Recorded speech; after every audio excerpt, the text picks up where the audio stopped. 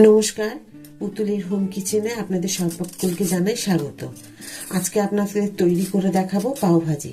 তো শীতের তো এখন নানান রঙের নানান রকমের সবজি দেখা যায়। তো যত রকমের আপনার সবজি দিতে ইচ্ছে যাবে এই সময় কিন্তু আপনারা এই পাও ভাজিতে অবশ্যই কিন্তু সবজিগুলো ব্যবহার করতে পারবেন। তো আপনারা অবশ্যই ভিডিওটা প্রথম থেকে শেষ পর্যন্ত দেখবেন। অনেক কিছু ছোটোখাটো টিপস দেওয়া থাকবে যেগুলোতে আপনাদের এই পাওভাজি তৈরি করতে খুব সুবিধে হবে।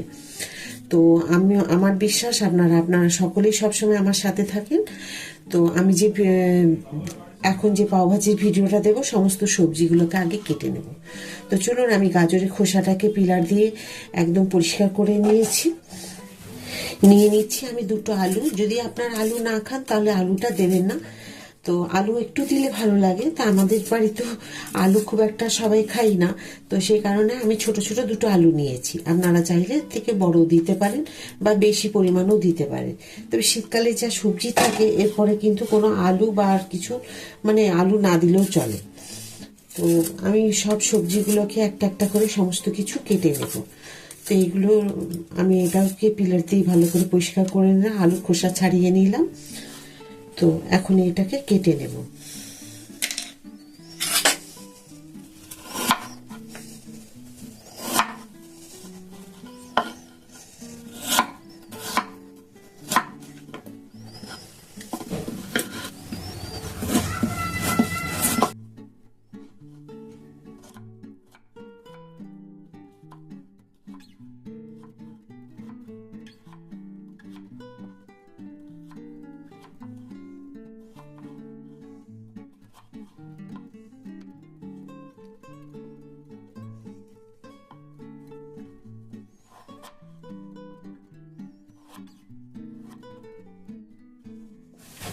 পেঁয়াজগুলোকে পাতলা পাতলা করে কেটে নিতে হবে, ঝিরি করে।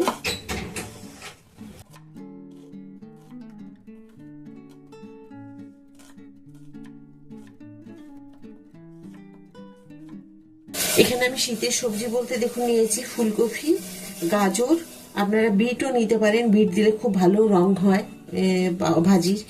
তো আলু দিয়েছি, টমেটো দিয়েছি। দেখুন আমি বড় টমেটো দেড়খানা কি দুখানাই প্রায় দিয়েছি, একটুখানি রেখেছি এরকম। তো এইরকম সাইজের একটু রেখে পুরো বড় টমেটো দুটো দিয়ে দিয়েছি। আর এরপরে আপনারা চাইলে যা খুশি আপনারা এর মধ্যে দিতে পারেন, মটরশুঁটি, তারপরে বিট, এসবগুলো আপনারা দিতে পারেন এখানে। তো সবজি দিলে ভালোই লাগবে শীতকালে। এখানে আমি দিয়ে দিচ্ছি সর্ষের তেল। তো আপনাদের একটা কথা বলে দিই, এই যখন সবজিটা তৈরি করবেন তখন আপনারা রিফাইন তেল আর আপনারা রিফাইন তেল আর বাটার দিয়ে দেবেন। আমার বাটার খাওয়া খুব একটা বেশি চলবে না বলে আমি সর্ষের তেল দিয়ে করছি। তো আপনাদের ইচ্ছে হলে কিন্তু এখানে বাটার ব্যবহার করবেন, পুরোটাই সম্পূর্ণ বাটার ব্যবহার করতে পারেন। কিন্তু বাটার দিলে কি হয়, খুব তাড়াতাড়ি ধোঁয়া উঠে যায় আর পুড়ে যায়। তো একটু রিফাইন তেল দিয়ে বাটার দেবেন, তারপরে সবজিগুলোকে একটু ভেজে নেবেন।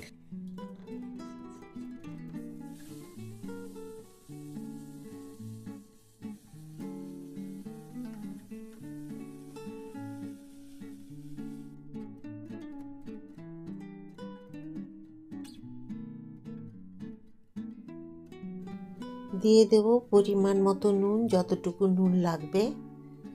দিয়ে দেব হলুদ একটুখানি। সব কিছু আবার নাড়িয়ে চাড়িয়ে সব মিশিয়ে নেব। নুন হলুদ সব সবজির মধ্যে মিশে যাওয়ার পরে দিয়ে দেব পরিমাণ মতো জল। জলের পরিমাণটা বুঝে শুনে দিতে হবে যাতে খুব পাতলা না হয়ে যায়। এবার আবার একবার মিশিয়ে নেব, নিয়ে প্রেসার কুকারে ঢাকা টাইট দিয়ে দুটো সিটি পড়ার জন্য অপেক্ষা করব। দুটো সিটি পড়ে গেলে গ্যাস বন্ধ করে স্টিমে রেখে দেব। পাওভাজির জন্য দেখুন এখানে আমি নিয়েছি আদা আর রসুন নিয়েছি 14 কোয়া, এইরকম সাইজে 14টা কোয়া আমি নিয়েছি। পেঁয়াজ নিয়েছি বড় একটা ছোট একটা, টুকরো করে দেখুন কেটে নিয়েছি এইভাবে। আর কাঁচা লঙ্কা নিয়েছি 4-5টা নিয়েছি কাঁচা লঙ্কা। তো এই আদা নিয়েছি হাফ ইঞ্চি মতো। তো আমার যে সবজির যে পরিমাণটা তৈরি করব তার জন্য এই মশলাটা যথেষ্ট। আপনাদের যদি পরিমাণ বেশি হয় বা কম হয় বাড়ি কমিয়ে নিতে হবে। তো এগুলো এখন আমি মিক্সিতে বেটে নেব। এখন এগুলোকে আমি মিক্সিতে বেটে নেব। তো দেখুন খুব সুন্দর সেদ্ধ হয়ে গেছে। তো এইগুলো যদি একটু আলু ম্যাশার দিয়ে একটু বেশি জল দেওয়া যাবে না, কিন্তু জলটা কিন্তু আপনারা বুঝে শুনে দেবেন সবজি আন্দাজে, যেন জল না থাকে, একদম সামান্য এইটুকু জল থাকলেই হবে। তো আপনাদের কাছে যদি আলু ম্যাশার, যে পটাটো ম্যাশার বলে, ওটা যদি থাকে খুব ভালো, যদি না থাকে তাহলে হাতা দিয়ে করবে, নাহলে যেরকম যদি হুইপ থাকে হুইপ দিয়ে করলেও কিন্তু খুব সুন্দর এইভাবে দেখুন ম্যাশ করা যাবে। যদি সেদ্ধ হয়ে যায় তাহলে কিন্তু আলু ম্যাশ করতে একদমই অসুবিধে হবে না। একটা ফ্রাই প্যান বসিয়ে দিয়েছি, দিয়ে দিয়েছি আমি একটু রিফাইন তেল, অল্প পরিমাণে দিয়ে দেবো বাটার,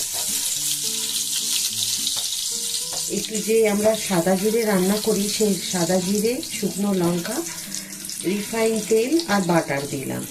এখানে বাটারের পরিমাণটা আমি কিন্তু কমই ব্যবহার করছি। আপনাদের যদি কোনো খাওয়ার অসুবিধে না থাকে আপনারা এখানে কিন্তু সম্পূর্ণ অল্প একটুখানি রিফাইন তেল দিয়ে তারপরে বাটার ব্যবহার। আমি যে মশলাটা তৈরি করেছি সেটা এখন দিয়ে দিচ্ছি।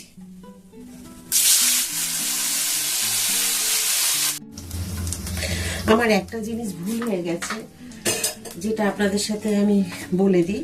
আমি ভুলে গেছিলাম যে পেঁয়াজ আর ক্যাপসিকামগুলো আছে ওটা ভেজে নিতে হবে, একটা সাইডে রেখে দিয়েছি আর একদম ভুলে গেছি। তো যাই হোক, এখন আমি মশলাটাকে ভেজে আলাদা জায়গায় তুলে রেখেছি।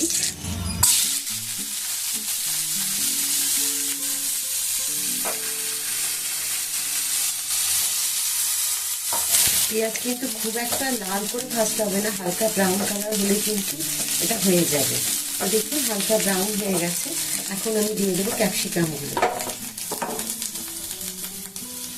আমি একটা ছোট্ট ক্যাপসিকাম দিয়েছি, ছোট ছোট করে কুচি করে কেটে নিয়েছি।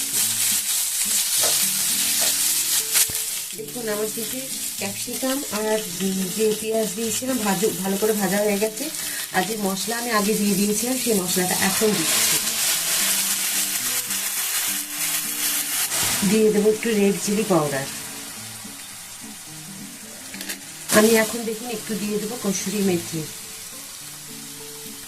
এতে দিলে গন্ধটা খুব সুন্দর আসবে, সেই কারণে আমি দেব।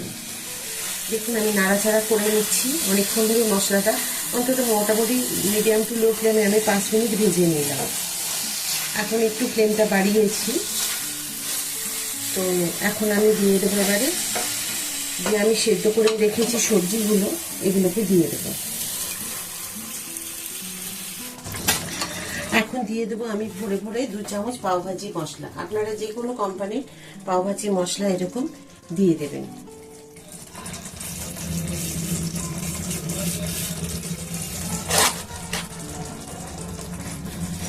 এখন এটাকে খুব ভালো করে দেখুন আমি 2 মিনিট ফুটিয়ে নেব, যাতে সুন্দরভাবে মিশে যায়।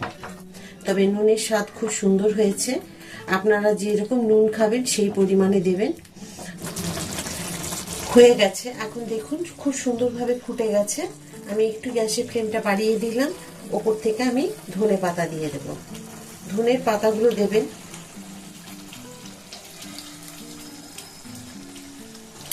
এবার দেখুন মিশিয়ে নিচ্ছি। ব্যাস আমার রেডি পাউয়ের ভাজি তৈরি করা। কেমন হয়েছে বলুন। আমি এখনো পাউ তৈরি করিনি, এবার পাউটা তৈরি করব। তো ভাজিটা এরকম হয়েছে, তো এইরকমই থাকবে। এটা কিন্তু খুব বেশি আর পাতলা করবেন না, এতেই কিন্তু বেশি ভালো লাগবে। তো সব কিছু আপনাদেরকে দেখিয়েছি, দেখুন রান্নাটা কি সুন্দর হয়েছে। তবে বাটারের পরিমাণটা আপনাদের ইচ্ছে মতো খাবেন। এখানে রিফাইন তেল আর আমি দিয়ে দিলাম বাটার।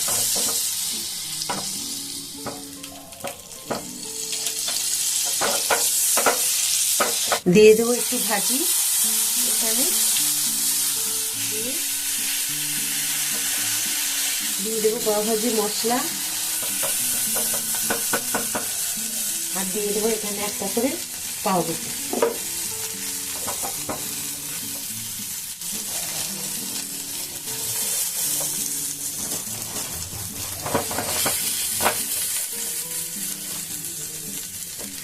ব্যাস এটাকে একটুখানি এপিট ওপিট করে ভেজে নিতে হবে। এখন কি সুন্দর পাউরুটিগুলো ভাজা হয়ে গেছে, এইরকম ভাবে ভেজে নিতে হবে। আর এর ভেতরে একটু কিন্তু কাট দেওয়া আছে ছুরি দিয়ে, সেটা আপনাদেরকে দেখিয়ে দিচ্ছি নামানোর পরে। দেখুন এখানে বাটার কিছুটা দিয়ে দেবো আমি। দেখুন আমার পাওভাজি পুরো সম্পূর্ণ রেডি। খুব সুন্দরভাবে পাউরুটিগুলো ভেজে নিয়েছি, আর দেখুন এইগুলো ভেতরটাও একটু করে ভেজে নিয়েছি আর মধ্যেখান থেকে কেটে দিয়েছি। তো এইভাবে কিন্তু আমি পাওভাজি তৈরি করলাম।